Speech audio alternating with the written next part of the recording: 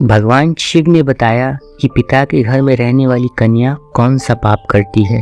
एक दिन की बात है जब देवी पार्वती पृथ्वी लोक पर भ्रमण करके भगवान शिव के पास आती हैं और कहती हैं, हे परम परमेश्वर, देवों के देव प्राणनाथ, आज जब मैं मृत्यु लोक पर भ्रमण कर रही थी तब मैंने देखा कि कुछ कन्याएं अपने पिता के घर में कई अधिक समय से रह रही हैं, जबकि पिछले युगों में कन्याओं का विवाह कम आयु में होता था और वे तभी से अपने पति के घर रहने को जाती थी। तथा मैंने एक विचित्र घटना भी देख ली कि कई सारी कन्याएं विवाह के बाद भी पिता के घर में लंबे समय तक या बार बार रहने को जाती हैं। हे प्राणनाथ, मैं जानना चाहती हूँ कि क्या एक पिता के घर में कुंवारी कन्या का कई अधिक समय तक रहना सही होता है या नहीं? कौन सी आयु में कन्या का विवाह करना योग्य होता है और विवाह के बाद पिता के घर में रहने से कौन सा पाप लगता है? हे स्वामी, आप ही जगत के सत्य हैं और सत्य ही शिव है। शिव ही आदि और अनंत है। कृपा करें और मेरी जिज्ञासा को शांत करें। तब भगवान शिव मुस्कुराते हुए बोलते हैं, हे देवी पार्वती, आज आपने जो भी प्रश्न किए हैं वे समस्त मानव जाति के कल्याण हेतु अत्यंत महत्वपूर्ण हैं। आज मैं आपको इन सारे प्रश्नों के उत्तर इस एक ही सच्ची घटना के माध्यम से देता हूँ। यह कथा भगवान श्री कृष्ण के काल द्वापर युग की है। आप इस कथा को ध्यान से सुने। जो भी प्राणी इस कथा का श्रवण या प्रसार करता है उनकी मैं 100 अपराध क्षमा करता हूँ और मृत्यु के बाद वह प्राणी अनंत काल तक मेरे साथ कैलाश में वास करता है। अब देवी पार्वती कहती हैं, हे स्वामी, इस कथा को मैं ध्यान से पूरा अवश्य सुनूंगी और इस कथा का प्रचार प्रसार भी करूंगी। कृपा करें और इस कथा को कहें। तब भगवान शिव कहते हैं, हे देवी पार्वती, यह घटना 28वें द्वापर युग की है। यदुकुल के श्रेष्ठ वीरवर उग्रसेन के यहाँ जो घटना घटित होने वाली है उसी का मैं भूतकाल के रूप में वर्णन करूंगा। मथुरा नाम की एक नगरी में उग्रसेन नाम के एक राजा राज्य करते थे। वे शत्रु विजय, संपूर्ण धर्मों के तत्वज्ञान, प्रजा के रक्षण करने वाले और अति गुणवान राजा थे। राजा उग्रसेन धर्म पूर्वक राज्य का संचालन और प्रजा का पालन करते थे। उन्हीं दिनों परम पवित्र विदर्भ देश में सत्यकेतु नाम के एक प्रसिद्ध महापराक्रमी राजा हुए, जिनकी एक पुत्री थी और उनका नाम मायावती था।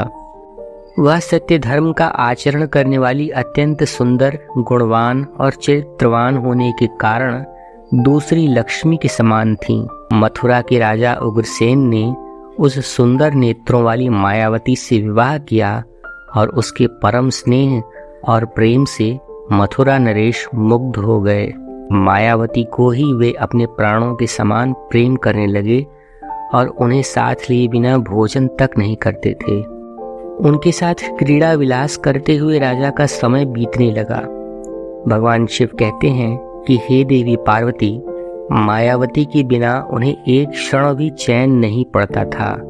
इस प्रकार से प्रतिदिन उन दोनों पति पत्नी के बीच में प्रेम बढ़ने लगा और फिर कुछ समय के बाद विदर्भ नरेश सत्यकेतु ने अपनी पुत्री मायावती को स्मरण किया और उनकी माता भी उन्हें ना देखने के कारण अत्यंत दुखी थी। फिर एक दिन उन्होंने अपनी बेटी के हालचाल जानने के लिए मथुरा नरेश उग्रसेन के पास अपने दूत भेजे। दर्शकों, भगवान शिव कहते हैं कि हे देवी पार्वती, दूतों ने वहां जाकर आदर पूर्वक राजा से ये कहा कि महाराज विदर्भ नरेश सत्यकेतु ने अपनी कन्या और इस राज्य के महारानी के कुशल समाचार को जानने हेतु हमें यहाँ भेजा है। आपको हमारा सादर प्रणाम। अगर उनका प्रेम और स्नेहपूर्ण अनुरोध आपको स्वीकार हो तो राजकुमारी मायावती जी को उनके यहाँ भेजने की व्यवस्था कीजिए। वे अपनी पुत्री को देखना चाहते हैं। साथियों, भगवान शिव कहते हैं कि हे देवी पार्वती, राजा उग्रसेन ने जब दूतों के मुख से यह बात सुनी तो वे भी अत्यंत प्रसन्न हो गए, क्योंकि वे भी ये चाहते थे कि रानी मायावती को आराम करने के लिए कुछ समय के लिए पिता के पास जाना चाहिए। तब उन्होंने बड़े स्नेह और उदारता के साथ अपनी पत्नी मायावती को विदर्भ राज्य के घर भेज दिया। पति के भेजने पर मायावती बड़ी प्रसन्नता के साथ अपने मायके में आ गईं और वहां पहुंचकर उन्होंने अपने पिता के श्री चरणों में प्रणाम किया। उनके आने से महाराज सत्यकेतु को भी बड़ी प्रसन्नता हुई। फिर भगवान शिव कहते हैं कि हे देवी पार्वती, मायावती वहां अपनी सखियों के साथ मन से मुग्ध होकर घूमने लगी और पहले की ही भांति घर, वन, तालाब और राज्यों में विहार करने लगीं। क्योंकि वे विवाह के बाद पहली बार अपने पिता के घर आई थीं और इसलिए वह यहाँ आकर फिर से चंचल और बालिका सदृश हो गईं। अब उनके बर्ताव में कोई भी लज्जा अथवा संकोच का भाव नहीं था। भगवान शिव कहते हैं कि हे देवी पार्वती, एक दिन की बात है जब रानी मायावती अपनी सखियों के साथ एक सुंदर पर्वत पर सैर करने के लिए गईं। वहां उन्हें एक रमणीय वन दिखाई पड़ा जो केलों के उद्यान से अत्यंत शोभा पा रहा था। उस पर भी फूलों की बहार थी। तब उस राजकुमारी ने देखा कि एक ओर ऐसा रमणीय पर्वत है और दूसरी ओर सुंदर वन और बीच में स्वच्छ जल से भरा हुआ सर्वतोभद्र नामक एक सुंदर सा तालाब है। एक छोटी बालिका की भांति उसकी वह सभी सखियों के साथ वह उसी तालाब में क्रीड़ा करने लगीं। वे सभी इस संसार को भूलकर खेल कूद में मग्न होकर पूरी तरह से डूब गईं और फिर वे तालाब में उतरकर हंसती गाती हुई जल क्रीड़ा करने लगीं। मित्रों, फिर भगवान शिव कहते हैं कि हे देवी पार्वती, उसी समय असुर एक दिव्य विमान पर बैठकर आकाश मार्ग से कहीं जा रहा था। उसी समय तालाब के ऊपर आने पर उसकी दृष्टि मनमोहक सुंदर विदर्भ देश की राजकुमारी मायावती पर पड़ी, जो निर्भय होकर स्नान कर रही थीं। गोभी के पास दैवीय शक्ति होने के कारण उसने यह तुरंत जान लिया कि यह विदर्भ नरेश की कन्या और महाराज उग्रसेन की प्यारी पत्नी है। तब वह मन ही मन ये कहने लगा कि यह तो पतिव्रता होने के कारण आत्मबल से अत्यंत सुरक्षित है। किसी भी पुरुष के लिए इसे प्राप्त करना अत्यंत कठिन है। उग्रसेन तो अत्यंत मूर्ख है जो उसने ऐसी सुंदरी पत्नी को अपने मायके भेज दिया है।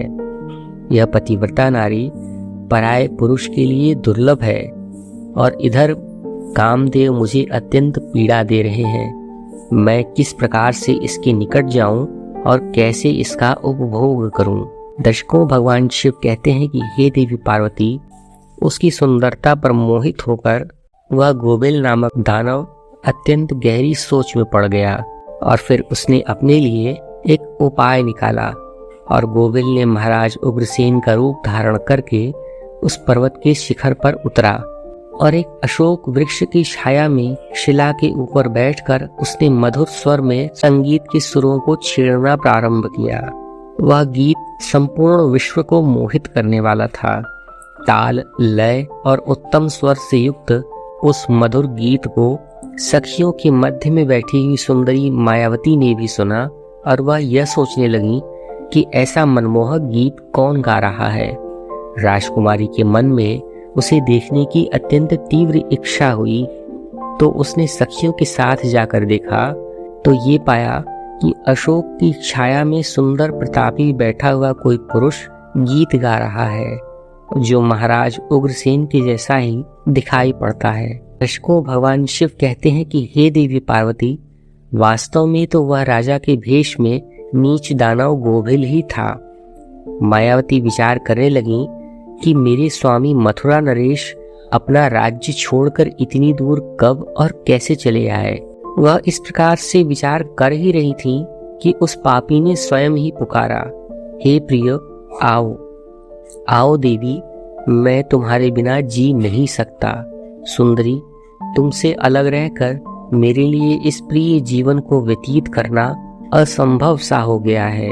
तुम्हारे स्नेह ने मुझे बांध लिया है। मैं तुम्हें छोड़कर कहीं भी नहीं रह सकता।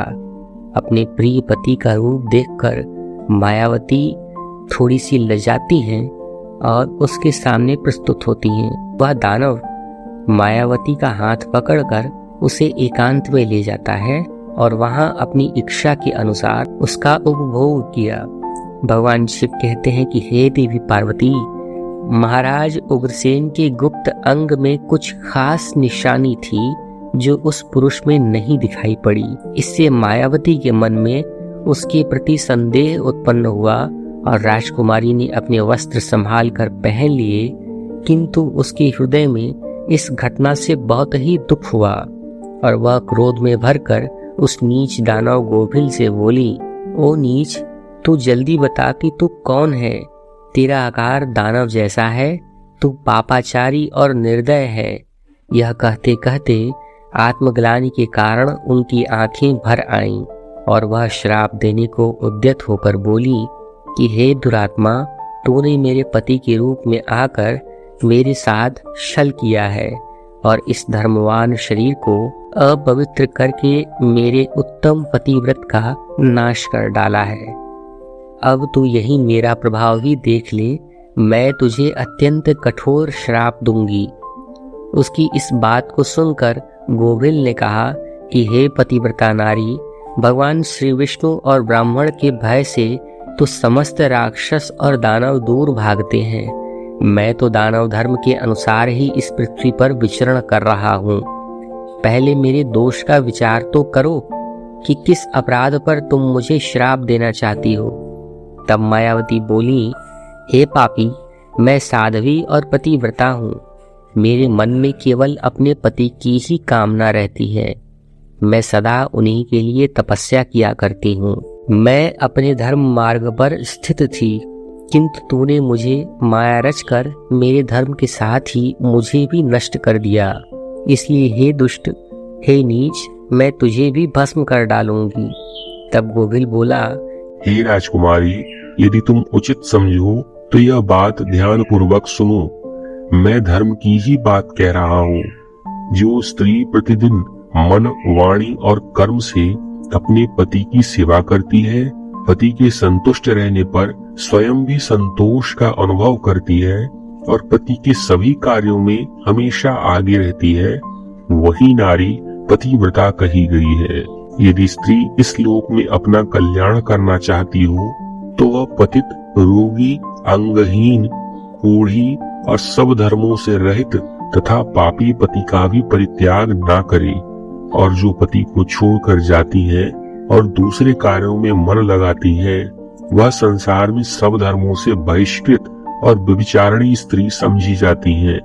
जो पति की अनुपस्थिति में और लालच में आकर तरह तरह की व्यंजनों का स्वाद लेती है और श्रृंगार करती है, उसे मनुष्य नीच कहते हैं। मित्रों, भगवान शिव कहते हैं कि हे देवी पार्वती, गोभिल आगे कहता है, गृहस्थ धर्म का परित्याग करके पति की सेवा छोड़कर यहाँ किस लिए आई हो?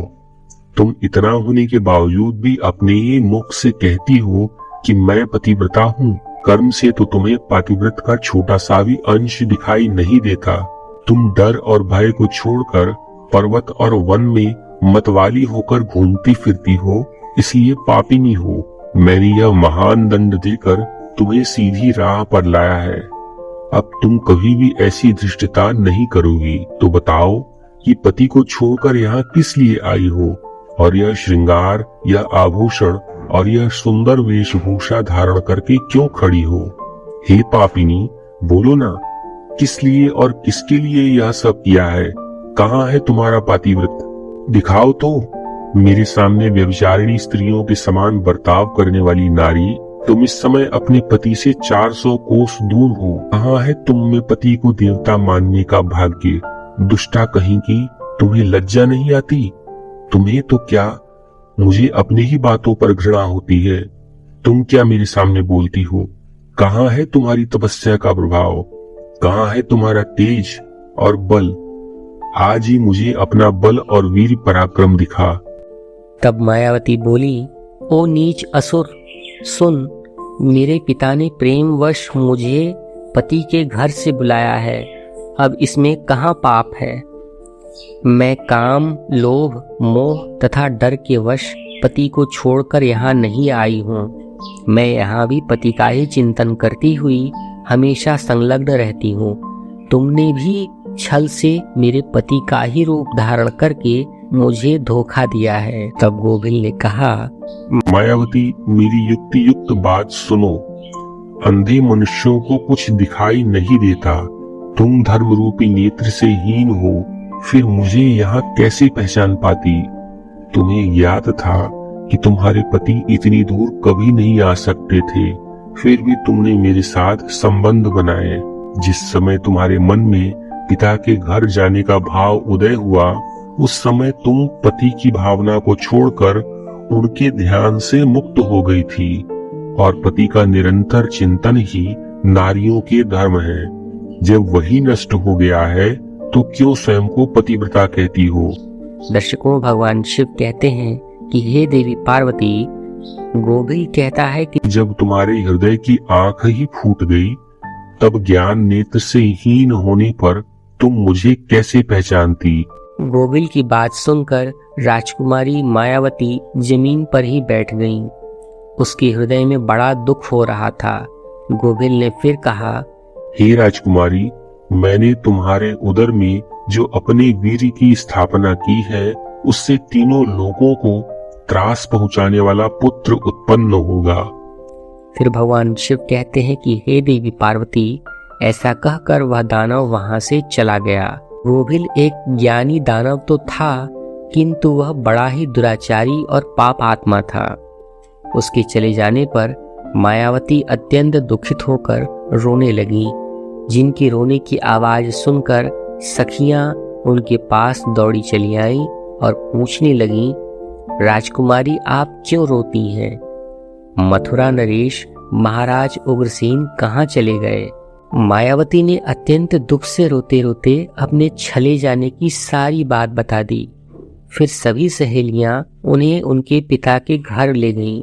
उस समय वह शोक से कतराती हुई थर थर कांप रही थी। सखियों ने मायावती की माता के सामने सारी घटना सुना दी। उसे सुनते ही महारानी अपने पति के महल में गई और उनसे कन्या का सारा वृत्तांत कह सुनाया। उसे सुनकर महाराज सत्यकेतु को बड़ा दुख हुआ और उन्होंने सवारी और वस्त्र आदि देकर कुछ लोगों के साथ अपनी पुत्री को वापस मथुरा उनके पति के घर भेज दिया। धर्मात्मा राजा उग्रसेन मायावती को देखकर बहुत प्रसन्न हुए और कहने लगे कि हे प्रिय, मैं तुम्हारे बिना जीवन व्यतीत नहीं कर सकता था। अच्छा हुआ कि तुम शीघ्र ही लौट आई।